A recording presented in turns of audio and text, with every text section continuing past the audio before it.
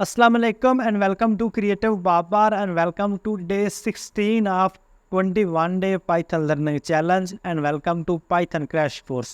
दोस्तों इस वीडियो के अंदर हम सीखने वाले हैं वर्किंग विद पांडाज कि हम पांडाज की मदद से किस तरह से डाटा को मैनेज कर सकते हैं। अब जो पांडा है वो क्या है दोस्तों? पांडाज एक पाइथन की लाइब्रेरी है जिसका काम है डाटा को सेट करना, डाटा को मैनेज करना, डाटा को मैनुफाई करना, डाटा को इम्प्लीमेंट करवाना। अब ये जो पांडाज है वो इस्तेमाल कहाँ पे होता है? वो आपका इस्तेमाल ज़्यादा होता है डाटा साइंस के अंदर। आप डाटा साइंस के अंदर जाते हो फिर आपका पांडा और नाम पे वो ज़्यादा इस्तेमाल होते हैं।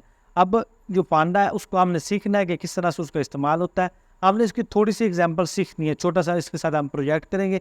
इसको हमने अभी इन डेप्थ नहीं लेके जाना क्योंकि अभी हमारा डाटा साइंस वाले टॉपिक्स नहीं है। अभी हम जो वेब डेवलपमेंट वाले टॉपिक्स हैं उनको कवर करने वाले हैं। तो अब पांडाज को हम प्रैक्टिकली देखते हैं कि पांडाज क्या है, इसकी वजह से हम किस तरह से डाटा को मैनेज कर सकते हैं। So let's start. जी तो दोस्तों डे 16 के अंदर हम देखेंगे डाटा एनालिटिक्स विद पांडाज। दोस्तों पांडाज को इस्तेमाल करने के लिए आप सिंपली जिस तरह से पहले पैकेजेस को इंपोर्ट करते थे उसी तरह से पैकेजेस को इंपोर्ट करोगे। यहाँ पे आप लिखोगे इंपोर्ट पांडाज एज पीडी। फिर उसके बाद आप यहाँ पे नीचे आओगे और एक वेरिएबल दोगे डाटा नेम से या कोई भी आप नाम रखना चाहो।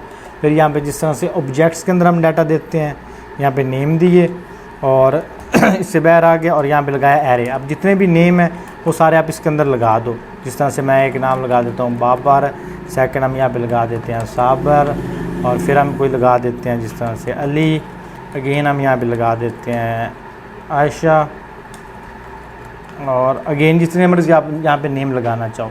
तो ये हमने लगा दी नेम के लिए। अब इससे बाहर आपने आ जाना और यहाँ पे आप लगाओ कॉमा लगाने के बाद यहाँ पे आप अगेन डबल कोलन लगाओ और यहाँ पे लिखो एज और जितनी भी इनकी एजेस हैं वो भी आप सेम उस तरतीब के साथ यहाँ पे इंटर कर दो। जिस तरह से मैं करूँगा 25, फिर कर देंगे इसको 20 और फिर इसको हम कर देंगे यहाँ पे 21 और फिर 23।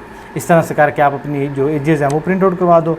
फिर यहाँ पे नीचे आओ और इसको प्रिंट आउट करवाने के लिए सिंपली आप लिखोगे एक वेरिएबल जिसको आप नाम दोगे df या कोई भी नाम रख सकते हो इज़ इक्वल टू pd मतलब pandas dot data frame. Same आपने इस तरह से लिखना है और ये जो लेटर्स हैं वो आपने सेम इस तरह से लिखने हैं, मतलब DB कैपिटल और FP capital, pd dot data frame और इसके अंदर आप जो डाटा वाली वेरिएबल है वो दे दोगे। ये हमने दे दिया। फिर इसके बाद हम प्रिंट करवा लेंगे इसको df को। ये जो हमारे पास वेरिएबल है इसको हम प्रिंट आउट करवा देंगे और अगर इसको हम रन करेंगे तो हमारे पास जो डाटा है वो प्रिंट आउट हो जाएगा। नेम वाला कॉलम बन गया, नेम के अंदर हमारे पास नेम आ रहे हैं और जो एज है इसके अंदर हमारे पास एज आ रही है। तो मतलब इस तरह से अगर और कोई कॉलम बनाना चाहते हो स्कूल का, इस तरह से अगर आप बनाना चाहते हो क्लासरूम, मतलब जो भी एक आप दोगे फिर एक एरे के अंदर सारा डाटा एक तरफ, दूसरा डाटा एक तरफ और दूसरा डाटा एक तरफ और तरतीब ये ऑटोमेटिकली उसकी ठीक कर देगा। अब उसके बाद आप यहाँ पे इसके अंदर और भी बहुत सी फंक्शनैलिटीज़ प्रिंट आउट करवा सकते हो। जिस तरह से मैं यहाँ पे लिखता हूँ प्रिंट और प्रिंट के अंदर मैं जो df है उसको लूँगा डॉट डिस्क्राइब। इसके अंदर जो डाटा उसको डिस्क्राइब कर दो यहाँ पे और अब अगर इसको मैं रन करूँगा तो ये उसको डिस्क्राइब कर देगा आई थिंक पॉइंट्स की सूरत में।